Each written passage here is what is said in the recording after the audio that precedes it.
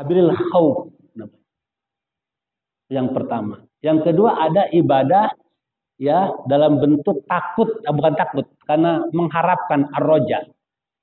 Alladzina ya'budunallah ala sabil ar-roja. Karena mengharap, ada harapan, ada keinginan. Apa? Mengharap ampunan Allah, mengharap juga pertolongan Allah, mengharap ridho Allah dan surganya Allah ujung. Boleh nggak Pak? Boleh, tidak apa-apa. Karena semuanya ada dalilnya. Ya. Tapi memang yang paling bagus, nah ini yang tingkat ketiga ini. Tingkat ketiga. Alladzina ya'budullah ala sabil hub.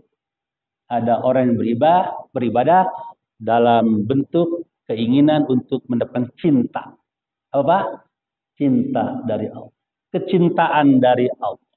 Makanya ada seorang sufiah namanya Rabi'ah Adawiyah. Ini terkenal Pak ya. Rabi'ah Adawiyah, seorang sufiah, sufi ya.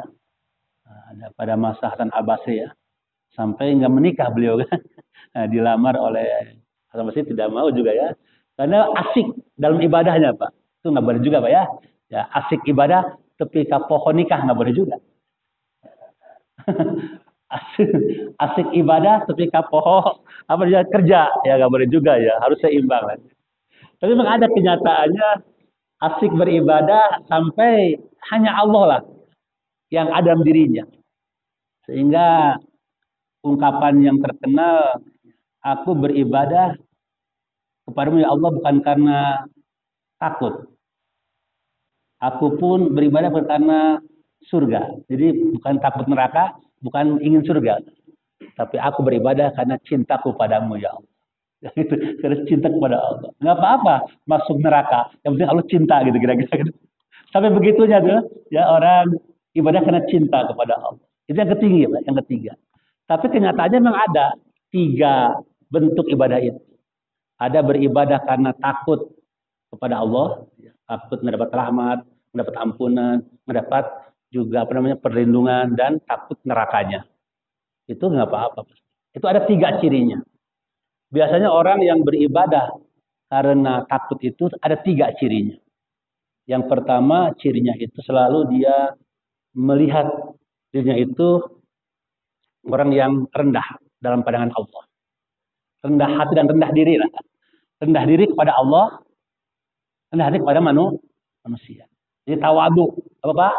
Tawadu. Jadi orang itu kalau dia beribadah karena takut, itu akan lahir ya sifat tawadu dalam hidup sekali. Rendah diri kepada Allah itu harus Pak. Makanya kita di depan Allah sujud kepala yang di atas ini yang kita jaga-jaga kehormatannya Pak. Coba sekali-kali dikelepak. Mastaka. Orang nggak kenal, marah kita. Nama mana terpugu-pugu, nama pakainya. Nah, begitu. Nah, ini kadang kita kehormatan. Ya. Tapi kepala yang di atas ini harus diletakkan di bawah, Pak. Di hadapan Allah Subhanahu. Itu namanya rendah diri kepada Allah dengan tazallul. Apa Pak? Tazallul. Merendahkan diri kepada Allah. Tazallul artinya. Al-khudu. Itulah esensi ibadah. Namanya tazallul.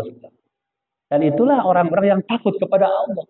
Dia merendahkan diri kepada Allah. Dan dia takut tidak memiliki kebaikan dalam hidupnya, maka dia rendah hati. Bahkan rendah hati. Karena kita butuh teman, kita butuh sahabat untuk sebagai sarana perbuatan baik. Dan menebarkan kemanfaatan hidup. Maka diperlukan sikap apa? Tawadu. Rendah hati. Tidak sombong. Makanya ada sebuah ungkapan dalam Mahfuzat ya. Kata mutiara tawabu. Rendah hatilah engkau. Kun kanajillah halinazirin. Seperti seperti bintang atau bulan yang terlihat di air. Air Pak? Bintang di mana letaknya Pak? Di atas. Tapi terlihat di dalam air. Jadi jangan salah. Kita ini di atas sebenarnya kan. Tapi tetap kaki kita berpijak di di bumi. Nah, ini seperti bulan yang terlihat di dalam air. Dia rendah, tapi sebenarnya tinggi tempatnya gitu. Ya, jangan seperti asap. Asap kan? Ya. Membumbung ke atas, padahal di bawah asalnya gitu. Nah, jadi itu ungkapan yang menarik itu tentang arti sebuah rendah hati, tawadu. Jadi jangan kau seperti asap ya, yang membumbung ke atas, ngomongnya sompral, membunuhkan dada, karena mah agul gitu ya. Padahal ya gitu ya. Padahal ada padahalnya ya. Nah, padahal gitu ya. Ya, jadi ngerasa pinter padahal, ngerasa benghar padahal gitu. Ngerasa kuat padahal ada padahalnya sebenarnya. Itu kebalikannya ya. Itu namanya seperti apa? Asap yang membumbung ke atas padahal tempatnya di bawah.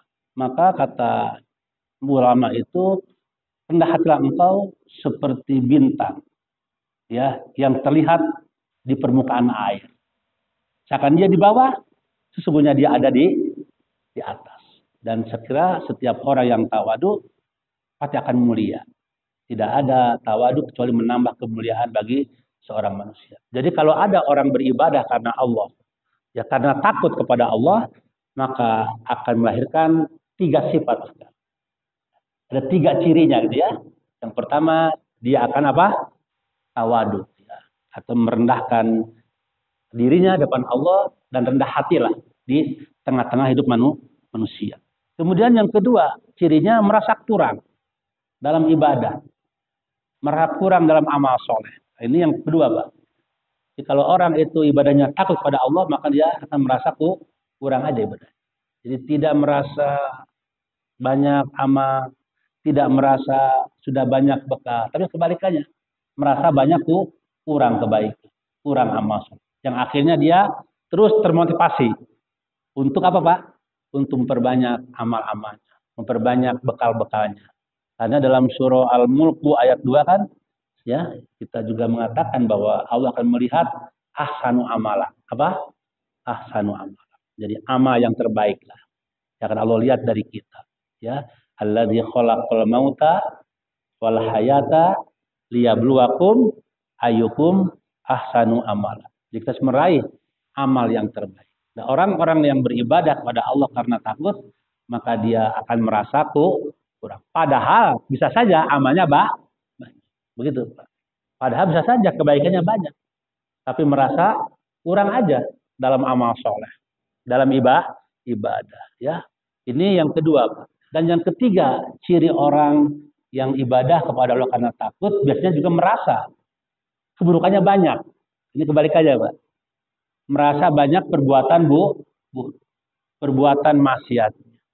Walaupun mungkin dia sedikit perbuatan maksiat, sedikit perbuatan buruknya, tapi karena dia selalu takut akan putus rahmat dengan Allah, takut nggak dapat magfirah dari Allah, takut akan siksa api neraka, maka dia merasa ya kejahatan, keburukan itu adalah banyak. Akhirnya apa yang dilakukan? Ya tentu dia akan melakukan istighfar ya, melakukan juga apa tadi? Ya, kontemplasi, muhasabah, sehingga amal buruknya itu bisa diganti dengan amal-amal yang baik. Itu 3, Pak. Ciri seorang yang beribadah karena takut kepada Allah.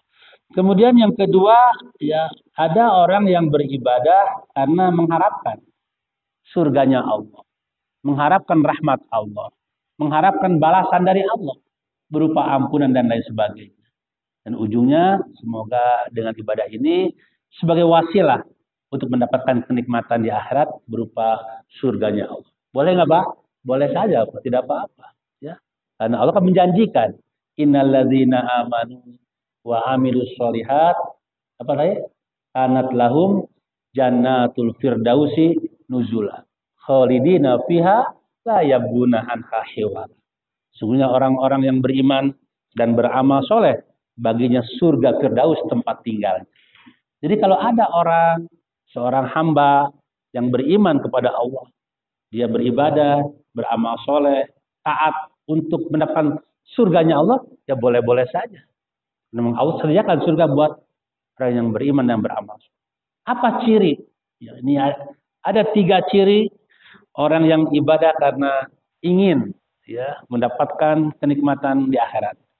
Yang pertama, selalu ya, ingin berpenampilan baik, menjadi tauladan. Jadi tauladan buat orang-orang di sekitarnya. Jadi memposisikan dirinya sebagai uswatun hasanah. Jadi tauladan bagi orang-orang yang ada di sekitarnya. Kalau dia menjadi bapak, selalu tampil sebagai uswatun hasanah untuk anak-anaknya, itu kira-kira apa ya? Kalau dia menjadi suami, tampil uswatun hasanah buat istrinya bukan banyak, istrinya. Kalau dia sebagai guru, tampil uswatun hasanah buat murid-muridnya atau buat ya mahasiswanya, itu kalau dia dosen ya.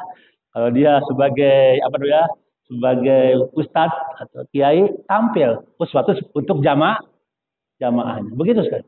Itu karena dia hanya mengharapkan karunia Allah, mengharapkan rahmat Allah, bahkan mengharapkan surganya Allah.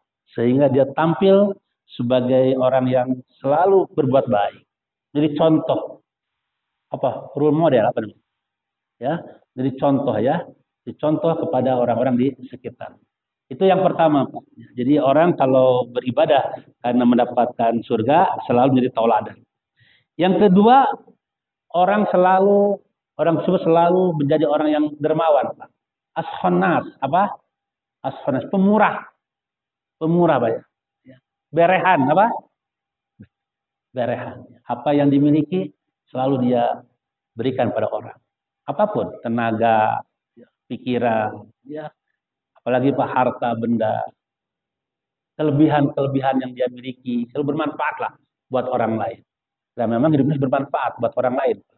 Khairun nas anfa'uhum linnas. Sebaik-baik manusia orang yang bermanfaat buat manusia yang lain. Jadi ciri-ciri orang yang beribadah karena ingin mendapat rahmat dari Allah, surganya Allah, selalu dia menjadi orang yang paling pemurah, paling baik, ya, ashonas, paling derma, sehingga dia memberikan manfaat hidupnya pada orang-orang yang ada di sekitar kita. Kemudian yang ketiga cirinya berprasangka baik, selalu positive thinking, Mbak. Husnuzon. Ini jadi kita tidak boleh memiliki sifat apa, Pak? Suuzon. Harus selalu husnuzon kepada orang-orang yang ada di sekitar kita. Kepada Allah husnuzon. Ada 2 nih husnuzon kita bangun. 1 kepada Allah, 2 kepada manusia. Jadi kalau Allah kasih kita ujian, berbaik sangkalah kepada Allah. Jangan berburuk sangka. Tidak mesti sakit itu buruk, Pak. Ada kalanya itu ada hikmah kebaikan di situ. Tidak mesti miskin itu buruk. Tentu itu ada hikmah kebaikan di situ. Tidak mesti sempit itu jelek. Mungkin ada hikmah kebaikan di situ. Selalu ada hikmah kebaikan. Husnuzon kepada Allah. Ya, sama ketika kita kaya pun husnuzon.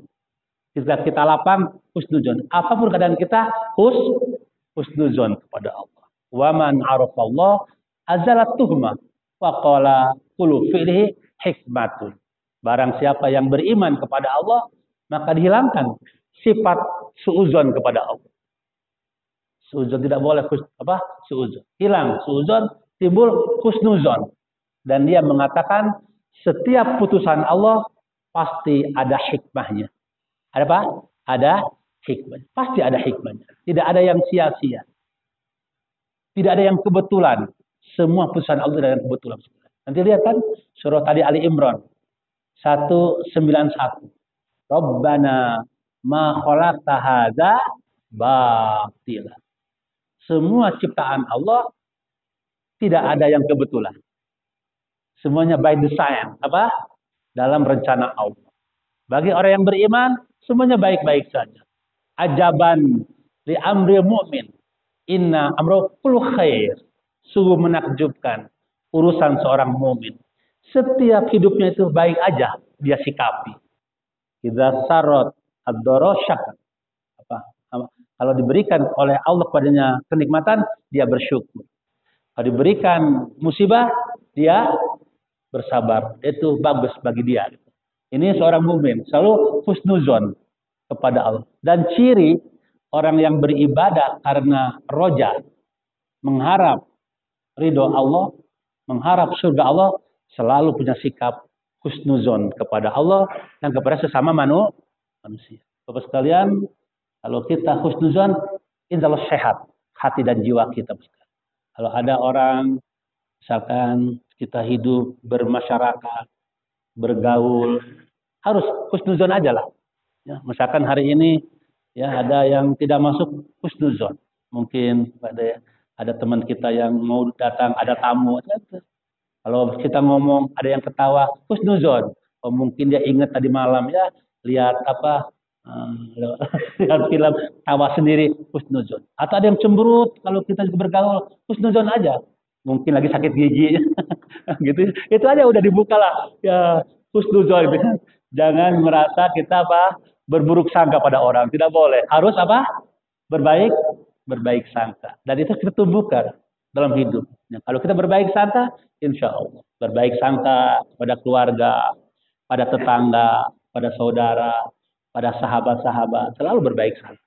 Insya Allah dengan demikian akan sehat jiwa, sehat hati, dan kita beribadah akan mendapatkan tentu surganya Allah insya Allah. Itu Bapak yang ketiga. Ini sudah jam 6:03 dan yang terakhir tadi apa? Ibadah karena cinta, Pak ya. Karena cinta. Itu punya 3 ciri juga. Ya. Saya bacakan saja cirinya itu. Dan ininya kali ya. Saya ambil dari sini, Pak. Dari kitab ini. Ada disebut oleh Allah di sini. Ya. Ya'budullaha man ya'budullaha ala sabil al-hub. Yaitu beribadah karena cinta kepada Allah. Salatu alamatin. Ada 3 cirinya. Yu'to ma yuhibbuhu.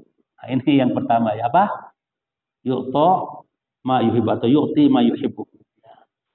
Jadi seorang yang ibadah karena cinta, dia akan rela berkorban untuk Allah gitu kira-kira ya. Mengorbankan apa yang dia miliki untuk Allah. Sama ketika kita Bapak rahimahullah mencintai seseorang kan rela berkorban. Apapun kukorbankan untukmu. Ya, wahai anakku gitu ya. Asalkan kau jadi anak yang soleh gitu. Bapak siap ya mengorbankan segala apa yang Bapak harus lakukan. Demi anak, apa? Demi anak ya. Demi anak yang soleh itu kan pengorbanan, Pak. Cinta perlu pengorbanan, Pak ya. Betul nggak, Pak? Masa cinta tanpa berkorban kan itu perlu pengorbanan. Nah, kalau kita ibadah karena cinta kepada Allah, tentu kita harus rela berkorban. Bondo, bahu, pikir, perlu sak nyawane pisan. Itu kata orang Jawa. Ada orang Jawa di sini, betul gak tuh? Jajan sawah gitu. Orang Sunda deh. Kata orang Jawa, bondo, pada bahu, tenaga, pikir, perlu sak nyawane pisan. Kalau perlu nyawa pun ya, dikorbankan. Ya, untuk siapa? Untuk zat yang kita cintai. Jadi kalau kita mencintai Allah ya korbankan apa yang kita miliki. Jangankan harta, jangankan tenaga, pikiran, nyawa pun rela kita korbankan untuk Allah. Kan gitu, Pak. Kenapa? Karena kita cinta kepada Allah. Jadi kalau orang itu ibadah karena cinta, akan mengorbankan segalanya untuk zat yang kita cintai. Tadi itu bahasa Jawanya. Bondo, bahu, pikir, perlu sak nyawane pisan. Wong urip marani patine. Sajroning urip toto-toto pirantine. Kemudian itu dulu pesan kiai itu masih ingat tuh. Wong urip marani patine. Sajroning urip toto-toto pirantine. Berani hidup, tak takut mati. Takut mati, jangan hidup. Takut hidup, mati saja. Nah, ini kiai itu masih terngiang-ngiang itu nasihatnya. Itu 3, Pak ya. Nah, itu Bapak rahimahullah. Jadi kembali ke bahasan kita bahwa kalau orang itu beribadah karena cinta, maka dia rela mengorbankan untuk Allah segalanya. Yang kedua, memiliki kepedulian kepada umat sesamanya. Punya empati. Apa? Punya empati kepada sesamanya. Dan yang ketiga, selalu ingin dekat-dekat dengan Allah. Al-Qurbu namanya apa? Al-Qurbu. Makanya kalau orang itu ibadah kena cinta, dia enggak hitungan, Pak. Dia enggak hitungan. Tahajudnya enggak hitungan. Karena ada juga orang yang ibaratnya minimalis, Pak. Apa, Pak?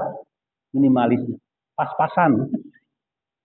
Habis sholat, doanya Allahumma lantas mantau. Itu pas-pasan. Atas jalan. Kita enggak, Pak ya. Habis sholat ada zikir dulu. Bahkan kalau Ustaz enggak ada, tadi panjang tuh zikirnya ya. Karena Ustaz ayah, jadi udah Al-Fatihah aja kan. Nah itu. Jadi cukup ada istighfar ya. Ada macam-macamnya. Itu begitu, Pak. Itu namanya ibadah tuh harus terus ya dilakukan dengan sebanyak-banyak. Zikir ya, kalau perlu ada peningkatan lah. One day one juz itu kamari. Akhirnya mah one day five juz gitu kan. Masa tiba-tiba tuh one day one juz baik ya. Nah, ada peningkatan. Satu hari 2 juz. Tahun depan satu hari 5 juz. Supaya satu hari 10 juz tuh kan. Tapi istiqomah lah istiqomah. Yang penting istiqomahnya. Walaupun satu hari 1 juz istiqomah. Daripada ya satu hari 30 juz, 1 tahun sekali. Nah bagus juga ya Pak ya. Daripada enggak sama sekali gitu kan. Bapak sekalian, maka untuk itu kalau orang itu beribadah kepada Allah karena cinta, maka dia ingin selalu dekat-dekat dengan Allah. Bagaimana cara untuk dekat? Laksanakan ibadah yang sunnah-sunnah. Selain yang wajib. Jangan sampai ibadah itu minimalis. Pas-pasan teuing, jangan. Maka ditambah dengan qobliyah, tambah dengan ba'diyah, sholat duha, sholat tahajud, zikir, baca Quran, munajat, doa. Itu tambahan-tambahan dari yang pokok sekali. Karena kita ingin dekat dengan Allah. Ingin dekat dengan Allah. Betul nggak, Pak? Kalau kita ingin cinta kan dekat terus, Pak ya. Bapak mencintai anak-anak kan cucu ya. Karena kita sudah punya cucu kan, ingin dekat dengan cucu. Ada kerinduan. Aduh, ya Incu terdatang-datang Kak Ima ya. Mana ya Incu? Itu ingin dekat karena cinta. Nah, cinta dengan Allah begitu juga, Pak. Selalu ingin dekat dengan Allah. Ingin bersua dengan Allah melalui ibadah-ibadah sunnah selain yang wajib. Bapak sekalian, itu barangkali ya 3 bentuk ibadah dengan 3 ciri masing-masing. Ibadah dalam bentuk takut, ibadah dalam bentuk roja, dan cinta kepada Allah. Semoga semua itu kita miliki, Pak. Jadi yang itu 3-tiganya kita miliki. Sekaligus ya ibadah karena takut, ibadah karena harap, dan karena cinta kepada Allah. Ini saja kajian kita hari ini. Semoga Bapak-bapak, Ibu-ibu panjang dan berkah umur, ya sehat lahir dan batin, rezekinya melimpah ruah dan berkah juga. Allah berikan istiqomah pada kita untuk terus taat kepadanya dan ngajinya juga istiqomah, dan ketika meninggal husnul khotimah insyaallah, dan akhirnya kita insyaallah semuanya masuk surga berjamaah. Al-Fatihah. A'udzubillahi